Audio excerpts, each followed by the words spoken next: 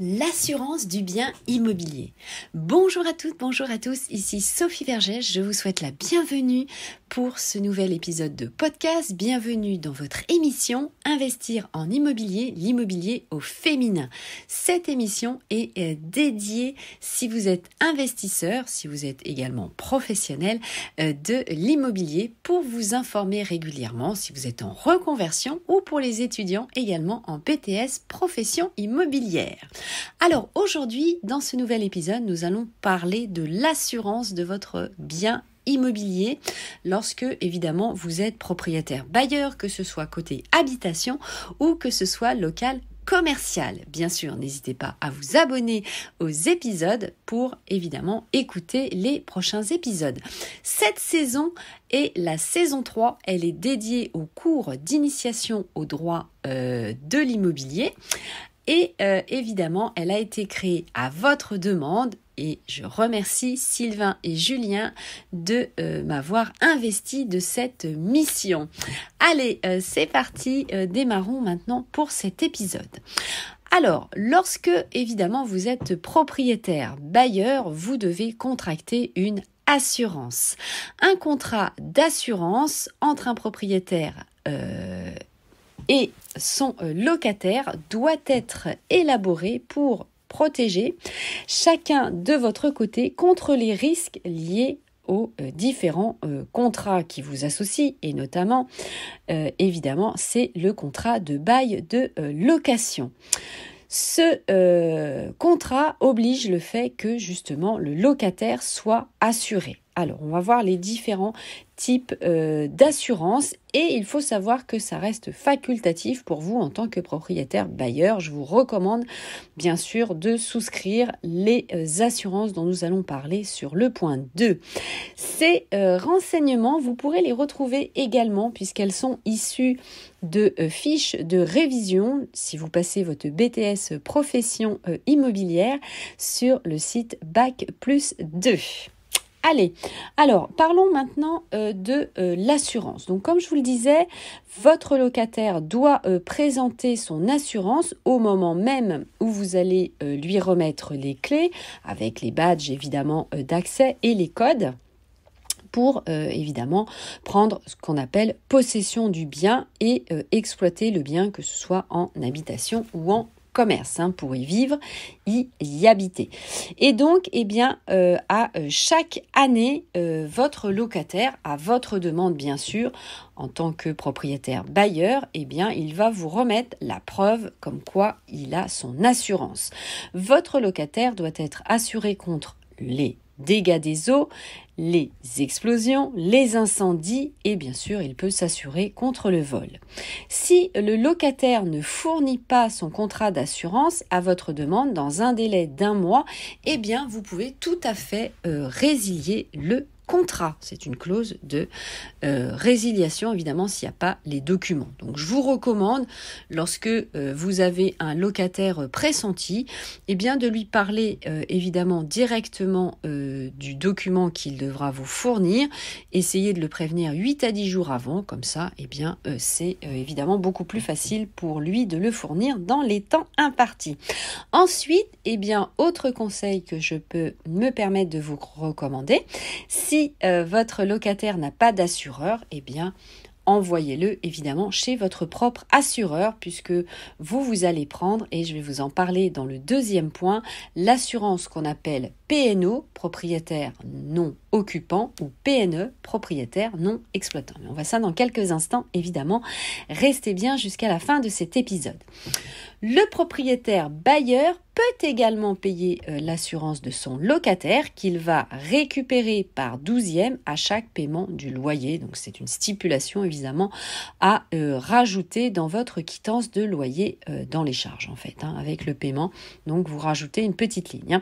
Et voilà, donc vous mentionnez sur l'avis d'échéance lorsque vous allez réclamer le loyer et sur le quittancement, une fois que le loyer est acquitté, vous allez remettre un autre document à votre locataire, c'est ce qu'on appelle une quittance acquittée de loyer, et il y aura également cette stipulation si évidemment vous en avez besoin. Alors, autre site qui m'a aidé à préparer cet épisode de podcast, eh bien, c'est également le site du lynx.fr.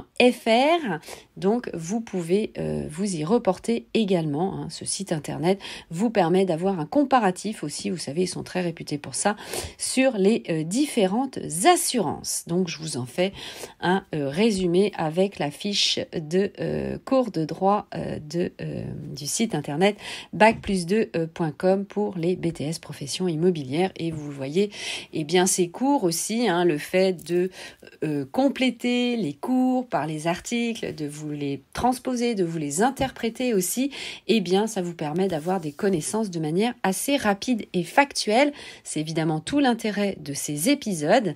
Et ensuite, eh bien, nous échangeons ensemble via les différents réseaux sociaux, puisque par exemple, eh bien, s'il y a un sujet qui vous manque ou que vous souhaitez aborder, je serai ravie évidemment de vous construire l'épisode et de le diffuser évidemment au plus grand nombre pour parfaire à chacun nos connaissances, puisque moi-même, évidemment, en préparant ces épisodes, eh bien, ça me permet aussi d'apprendre et de maintenir aussi mon niveau de connaissance et d'expertise en tant que professionnel de l'immobilier. C'est aussi toujours important tout le temps d'être en veille juridique. Alors ensuite, passons maintenant justement sur l'assurance en tant que propriétaire bailleur. Alors, c'est ce qu'on appelle la PNO lorsque vous êtes propriétaire bailleur dans le secteur de l'habitation, c'est-à-dire propriétaire non occupant, on dit, hein. Lorsque vous n'allez pas habiter le bien immobilier vous-même, et la PNE, c'est l'assurance propriétaire non exploitant lorsque vous louez des murs de commerce. Alors, cette assurance, comme je vous le disais, est fortement recommandée pour vous en tant que propriétaire, puisque le bien peut se trouver parfois vide d'occupants, hein, c'est normal, notamment pour des murs de commerce. Parfois, vous avez des périodes de vacances, c'est-à-dire là où il n'y a pas de locataires, qui peuvent être de plusieurs mois, et donc évidemment, ce n'est pas assuré. Donc, votre assurance propriétaire non occupant va vous proposer une couverture équivalente, on va dire, pour vous donner une image, à une assurance multirisque habitation ou ce qu'on appelle la MRH. Par ailleurs, il faut savoir que l'assurance de votre locataire ne va pas couvrir tous les risques qui peuvent se produire. Donc évidemment, vous l'avez compris, c'est toujours bon d'avoir votre assurance. Donc cette assurance, comme je vous le disais, n'est pas obligatoire, elle est recommandée, sauf par contre pour les propriétaires de biens immobiliers en copropriété, hein, c'est-à-dire si vous êtes à plusieurs propriétaires dans le même immeuble. Je rappelle que la notion de copropriété se crée avec deux copropriétaires différents dans le même immeuble. Donc en effet, hein, depuis l'entrée en vigueur de la loi Allure, eh bien tout propriétaire d'un logement situé en copropriété dans un immeuble est tenu d'en souscrire de souscrire cette assurance afin de s'assurer contre les dangers potentiels. Cette mesure énonce donc que chaque copropriétaire est tenu de s'assurer contre les risques de responsabilité civile dont il doit répondre en sa qualité soit de copropriétaire occupant, soit de copropriétaire non occupant. C'est donc la fameuse assurance PNO, PNE, propriétaire non occupant, propriétaire non exploitant. La responsabilité civile ne suffit généralement pas pour profiter d'une couverture optimale. Que votre propriété soit un appartement ou autre, il existe plusieurs types de situations dans lesquelles il est judicieux pour un propriétaire bailleur de souscrire une assurance PNO. Par exemple, lorsque vous subissez un incendie, un dégât des eaux, une catastrophe naturelle, du vandalisme, du vol, ou que votre bien immobilier est vacant, donc notamment aussi après le départ de votre ancien locataire. Si le locataire n'est pas assuré ou si son assurance n'a pas une couverture suffisante, un défaut d'assurance par exemple, ou en cas d'éclatement d'une canalisation due au gel, je vous rassure, ça n'arrive pas souvent, mais ça arrive, ou quand aussi la présomption de responsabilité du locataire n'entre pas en jeu dans le le cas notamment d'un vice de construction. Donc la loi Allure justement autorise les propriétaires non occupants, donc comme vous en tant qu'investisseur, à souscrire donc une multirisque habitation au nom de locataires négligents. Donc faites-le, évidemment, vous avez tout compris. Vous pouvez donc répercuter le prix, c'est ce que je vous disais tout à l'heure. Il est important aussi de retenir que votre assureur saura vous protéger si le dommage causé provient des parties communes de l'immeuble, donc géré évidemment par définition via la copropriété, si le dommage est causé vient d'un voisin ou bien si l'assureur du locataire n'a pas les capacités de couvrir le risque. Alors, un petit point notamment sur les garanties de l'assurance P&O. Alors, tout comme une assurance multirisque habitation, ça va vous proposer des garanties, donc comme je vous le disais tout à l'heure. Donc c'est important de prendre évidemment ces garanties. Alors vous avez les garanties de base ou sur les risques locatifs, donc comme je vous le disais tout à l'heure, incendie, vol, vandalisme, dégâts des eaux, événements climatiques, bris de glace, une indemnisation des aménagements immobiliers, électroménagers encastrés par exemple, dommages électriques, et des biens mobiliers notamment, pratiques surtout si vous louez en location meublée. Vous êtes assuré donc s'il y a la garantie notamment quand il y a des recours des voisins et des tiers, et donc s'il y a un sinistre qui provient du logement et qui impacte en fait votre voisin. En cas de plainte également, dans certains cas, vous allez pouvoir bénéficier en tant que propriétaire bailleur d'une assistance juridique. Alors, vous pouvez évidemment enrichir ces différents contrats, donc posez toutes les questions nécessaires à votre assureur, sollicitez-le, il sera ravi évidemment de vous répondre. Prendre une option complémentaire, par exemple avec ce qu'on appelle la GLI, la garantie des loyers impayés, la garantie des vices de construction, de défauts d'entretien, troubles du voisinage, recours des locataires, etc., etc.